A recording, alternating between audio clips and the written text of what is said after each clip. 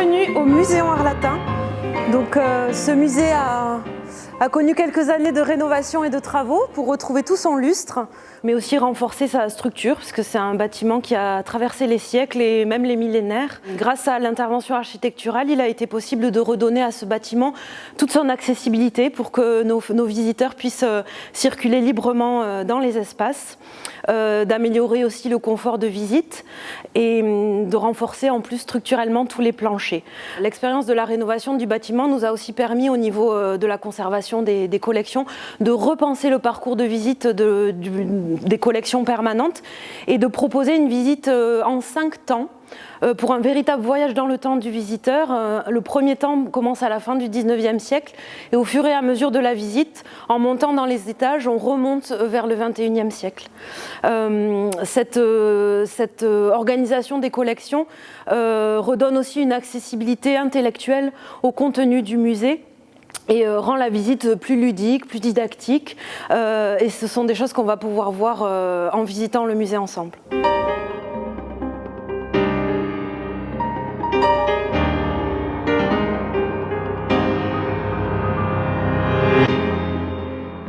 Donc, comme je vous l'ai expliqué, nous voici dans le temps 1 du musée, aux origines du Muséon Art Latin. L'idée est en fait de replacer dans son contexte l'origine de la création du Muséon Art Latin comme institution culturelle provençale. Frédéric Mistral, notamment, dès le premier musée Art Latin à la fin du 19e, avait créé cette salle de l'Antiquité provençale qui contient des moulages de sculptures antiques et qui font une référence à la filiation mythologique qui existe entre l'Antiquité gréco-romaine et les Provençaux. Derrière moi se trouve la salle dédiée au Félibrige, cette académie littéraire au projet ambitieux dont Mistral a été un des fondateurs. Et son objectif était de promouvoir la culture et la langue provençale. Et la dernière salle de ce temps 1, aux origines du Muséon Art Latin, est la salle dédiée à la création du musée, notamment à l'aide de cette grande vitrine cubique qui se trouve derrière moi, qui rassemble les tout premiers objets que Frédéric Mistral a collectés pour créer les collections du Muséon Art Latin.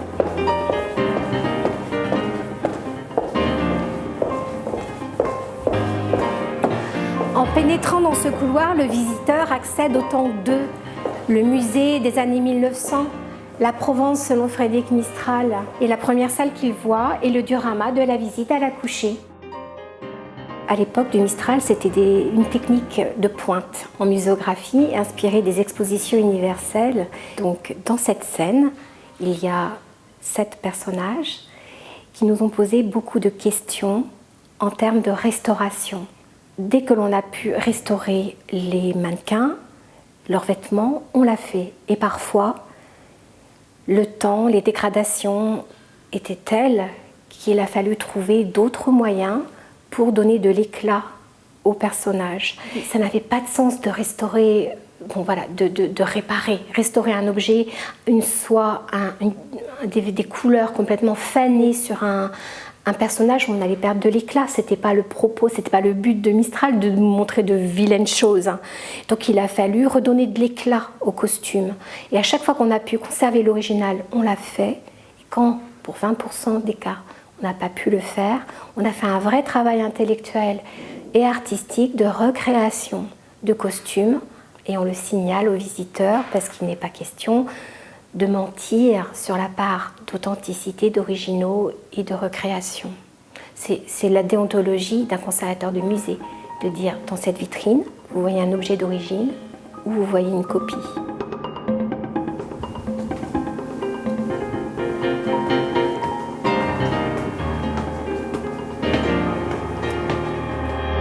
Nous voici en train d'arpenter le grand escalier du Muséon Art Latin.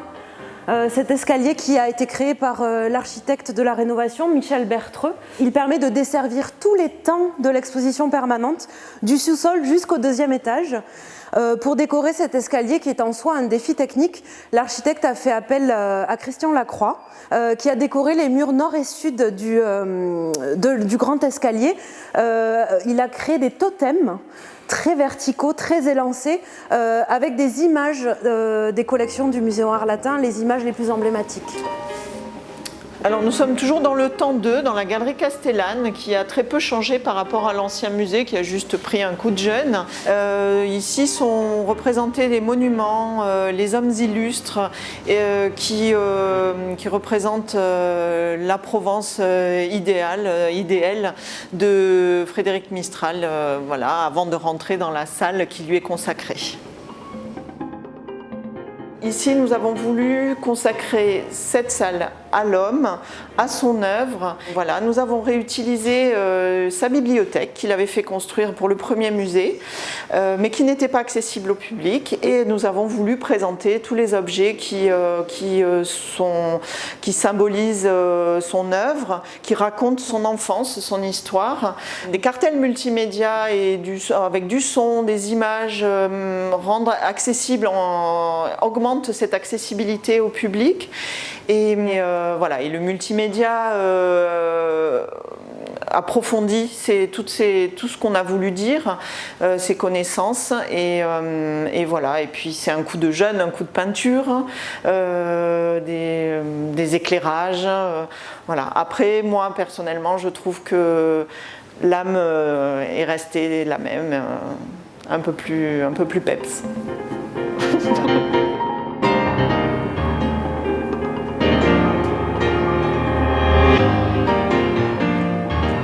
Nous sommes ici dans le temps 3, le musée des années 1940, folklore et identité, dans ces fameuses salles du costume d'Arles. C'est ici que l'on peut sentir que l'accessibilité a été un vrai souci dans la rénovation du musée.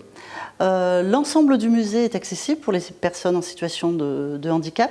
Nous avons aussi des dispositifs tactiles tout le long du parcours qui permettent de toucher du bout des doigts, par exemple, les rubans et les textures des différents textiles. L'accessibilité, c'est aussi l'accessibilité intellectuelle avec un musée en 4 langues pour les touristes. Et puis enfin, on a voulu un musée aussi joyeux, un musée où les familles puissent passer de bons moments, et c'est pour ça qu'un sac-jeu accompagnera les familles et vous entendrez des enfants rire et chanter à travers tout le musée. Vous voyez, en fait, la rénovation du musée, ça a été aussi l'occasion de faire du musée un endroit de découverte et de plaisir.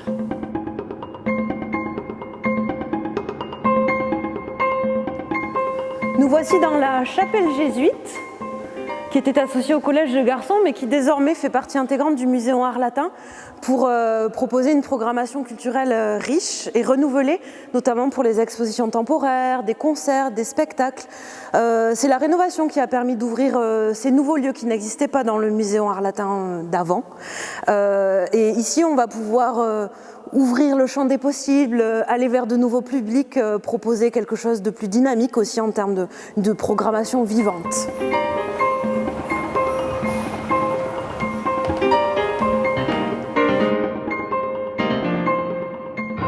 Voilà, alors nous nous trouvons dans le temps 4 du parcours, qui est l'endroit où on évoque la façon de présenter les objets ethnographiques dans les années 1970.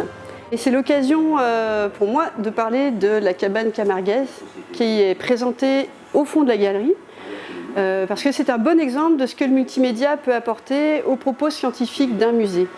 C'est une cabane qui était présentée bien avant la fermeture du musée, donc que les visiteurs ont déjà pu voir par le passé, puisqu'elle a été installée à la fin des années 1940, mais à l'époque, elle était présentée comme une cabane de gardien, avec un mannequin de gardien, un taureau empaillé, et les documents d'archives qu'on a relatifs à cet objet nous prouvent en fait le contraire, c'est-à-dire que c'était sans doute pas une cabane de gardien, mais plus vraisemblablement une cabane de salinier. Et donc on s'est dit qu'au moment de la représenter à l'ouverture du musée, il fallait absolument qu'on modifie le propos sur cet objet, et on a voulu présenter les différents usages de ce type de cabane qui pouvaient être faits depuis le 19e siècle et jusqu'à nos jours. Et pour ce faire, on a eu l'intuition que la meilleure façon de procéder, c'était d'avoir recours au multimédia. Et pour moi, c'est vraiment ça qui est important, c'est-à-dire qu'un musée, c'est un lieu de conservation des œuvres, mais c'est aussi un lieu de création artistique.